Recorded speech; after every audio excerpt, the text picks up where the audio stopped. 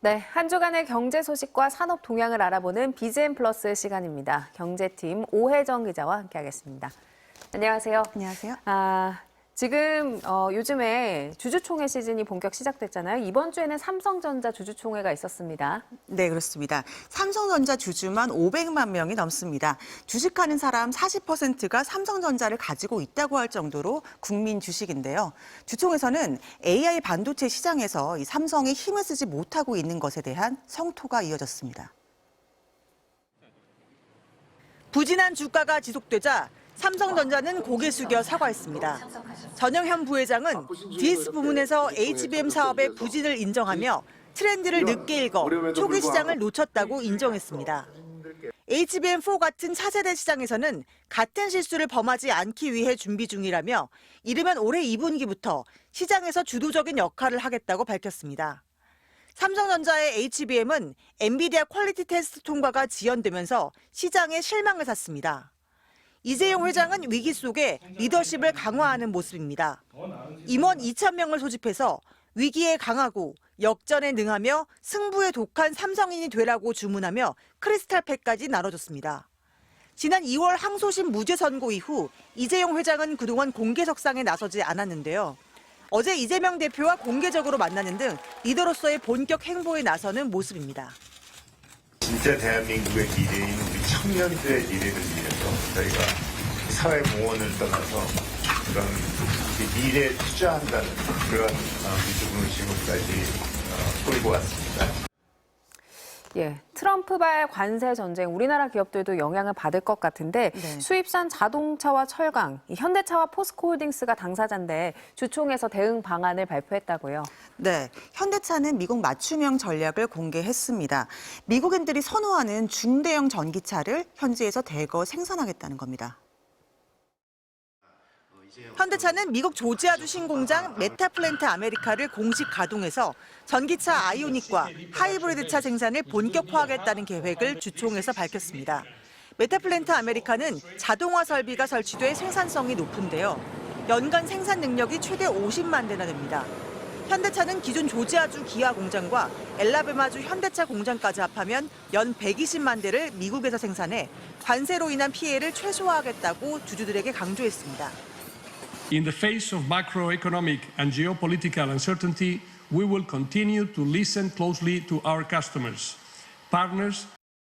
포스코홀딩스도 주주총회에서 미국의 수입산 철강 관세와 추가적인 무역 장벽에 대비해 회장 직속으로 글로벌 통상 정책팀을 신설하겠다고 밝혔습니다. 자, 이렇게 트럼프 정부가 관세 장벽을 높이고 있는데 유일하게 조선 분야만큼은 우리나라에 손을 내밀고 있습니다. 하나그룹이 미국 시장을 겨냥해서 호주 조선 방위산업체인 오스탈의 인수를 재추진하겠다 이렇게 밝혔다고요? 네, 오스탈은 미국의 군함을 건조할 수 있는 조선소를 갖고 있습니다. 하나그룹은 이번 인수를 발판으로 미국 군함 시장에 본격 진출하겠다는 계획입니다. 한화는 이 오스탈 지분 9.9%를 직접 매수했다고 밝혔는데요. 오스탈은 현재 필리핀, 베트남, 호주의 조선소를 보유하고 있고요. 특히 미국 엘라베마주와 캘리포니아의 조선소를 보유한 미국 내 소형 수상함, 군수 지원함 시장 점유율 1위 그룹입니다. 한화는 미국의 조선소가 있는 데다 군함 건조 실적도 풍부한 오스탈을 인수해서 현재 군함 시장을 공략하겠다는 계획입니다. 하지만 호주 당국의 승인이 남은 상태인데요. 지난해에도 호주 정부가 방산업체 인수를 승인하지 않았다는 이유로 오스탈 경영진이 한화의 인수를 거부한 적이 있어서요. 일단 호주 당국의 승인이 중요해 보입니다. 예, 좀 지켜봐야겠네요. 다음은 로봇 얘기해 볼 건데요. 현대차의 로봇 전문 계열사죠. 보스턴 다이나믹스가 사람의 몸 동작을 학습해서 정교하게 따라하는 영상을 공개했다고요. 네, 휴머노이드 로봇 아틀라스인데요. AI 학습을 통해서 얼마나 사람처럼 정교하게 동작을 시연할 수 있는지 공개했습니다. 평범하게 걷던 로봇이 갑자기 실제 운동선수처럼 상체를 기울이고 달리기 시작합니다. 이어 무릎을 꿇고 아기처럼 기어가고 전방 회전 낙법, 측면 회전 동작을 보여줍니다. 이어 물구나무를 서고 브레이크 댄스까지 선보입니다. 보스턴 다이내믹스는 사람의 행동 데이터를 로봇에 학습시켜 인간과 유사한 물리적 행동을 구현하게끔 했습니다. 현대차는 휴머노이드 로봇을 향후 완성차 공장에 시범 투입하겠다는 계획입니다. 자, 이번에는 요즘 해외에 진출하는 우리 편의점 얘기로 넘어가 보겠습니다. 네. 베트남에서 K 편의점이 인기라면서요? 네, 베트남 남부에 진출했던 GS 편의점이 북부까지 그 영역을 확장했습니다.